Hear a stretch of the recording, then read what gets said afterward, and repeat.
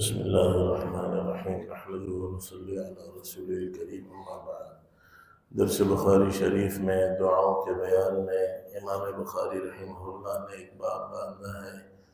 کہ دعا کے لیے وضو کر کے اللہ کے سامنے ہاتھ کو اٹھانا، یہ قبولیت دعا کا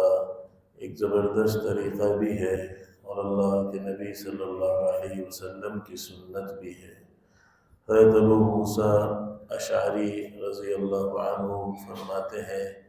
کہ اللہ کے نبی صلی اللہ علیہ وسلم نے ایک دفعہ پانی منگوایا اور پھر آپ نے وضو فرمایا اور پھر دونوں ہاتھوں کو اٹھایا اور اللہ سے دعا مانگی کہ اللہ عبید ابو عامر کی مغفرت فرما، اور اتنا زیادہ آپ نے ہاتھوں کو اٹھایا کہ آپ کے بغلوں کی سفیدی میں نے دیکھی، اور پھر آپ نے یہ بھی دعا فرمائی کہ اے اللہ قیامت کے دن ان کو آپ کی بہت زیادہ مخلوق میں سے اونچا درجہ عطا فرما۔ یہ عبید جو تھے یہ حضرت ابو موسیٰ اشعری کے چاچا کا نام تھا، ان کی کنیت ابو عامر تھی۔ واقعہ یہ پیش آیا تھا کہ اوتاس کی لڑائی میں ان کو گھٹنے میں ایک تیر لگا اور یہ شہید ہو گئے، اور جیسے ہی شہادت کا وقت قریب آیا تو اپنے بھتیجے سے کہا، حضرت ابو موسیٰ اشعری رضی اللہ عنہ سے، کہ میرے بھتیجے اللہ کے نبی صلی اللہ علیہ وسلم کو میرا سلام کہہ دینا اور ان سے درخواست کر دینا کہ آپ میرے لیے مغفرت کی دعا کر دیں۔ جب اللہ کے نبی صلی اللہ علیہ وسلم کو اس قصے کا پتہ چلا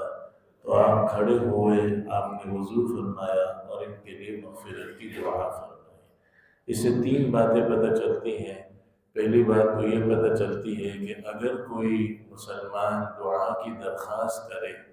تو فوراً اس کے لیے دعا کر دینا چاہیے۔ بعض اوقات انسان کسی سے دعا کی درخواست پر انشاءاللہ کہہ دیتا ہے یا وعدہ کر لیتا ہے کہ ٹھیک ہے میں آپ کے لیے دعا کروں گا، اور پھر اس کو پورا نہیں کر پاتا۔ انشاءاللہ کہنے سے وعدہ تو نہیں ہوتا، لیکن ایک ارادہ کسی کے سامنے ظاہر کر دیا پھر دعا نہ کی، تو اس سے بہتر یہ ہے کہ انسان فوراً اللہ سے اس کے لیے کچھ نہ کچھ چھوٹی سی دعا کر دے۔ جیسے اللہ کے نبی صلی اللہ علیہ وسلم بعد میں کسی نماز کے بعد بھی دعا مانگ سکتے تھے، تہجد میں بھی دعا مانگ سکتے تھے، لیکن جیسے ہی پیغام پہنچا اپنے ایک صحابی کا کہ شہادت کے وقت انہوں نے مجھ سے دعا کی درخواست کی ہے، فوراً کھڑے ہوئے وضو فرمایا اور آپ نے ان کے لیے مغفرت کی دعا فرمائی۔ اور دوسری بات جس کے لیے امام بخاری نے باب باندھا ہے کہ دعا کی قبولیت کے آداب میں سے ہے کہ انسان ویسے تو کسی بھی وقت، جیسے میں نے پہلے بھی عرض کیا تھا، اللہ کا دربار ہر وقت کھلا ہے۔ رات کے وقت آنکھ کھل گئی، لیٹے لیٹے بستر پہ ہیں، حتیٰ کہ جنابت کی حالت میں بھی ہم اللہ کو پکار سکتے ہیں، لیکن جتنا آداب کی رعایت ہوگی اور اس میں باوضو ہو کر قبلہ رخ ہو کر تحیات کی شکل میں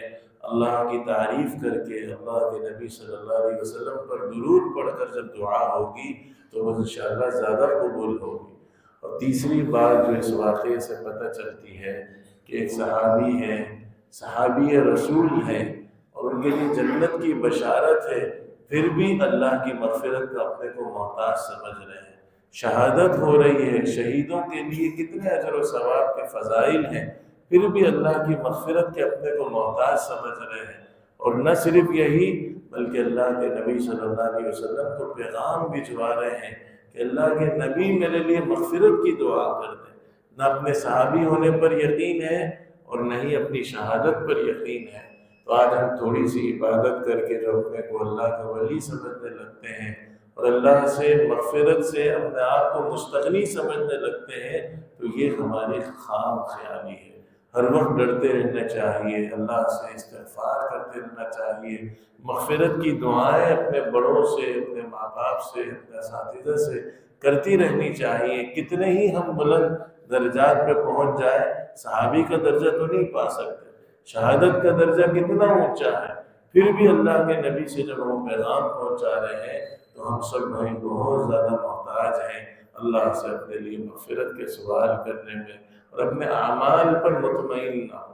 اعمال ضرور انشاءاللہ ہمیں جنت میں لے جائیں گے، لیکن کب؟ جب اللہ کا فضل ہوگا۔ اللہ بھائی ہم سب کو اپنی طرف رجوع کرنے کی توفیق نصیب فرمائے۔ وآخر دعوانا الحمدللہ رب العالمین۔ اللهم لك الحمد كله ولك الشكر كله، اللهم صل على روح محمد في الأرواح، وصل على جسد محمد في الأجساد، وصل على قبر محمد في القبور. اللهم صل على سيدنا مولانا محمد صلاة تنجينا بها من جميع الأهوال والآفات، وتخزيننا بها جميع الحاجات، وتطهرنا بها من جميع السيئات، وترفعنا بها عندك على الدرجات، وتبلغنا بها أقصى الغايات من جميع الخيرات في الحياة وبعد الممات، إنك على كل شيء قدير. وصلى الله وسلم على خير خلقه محمد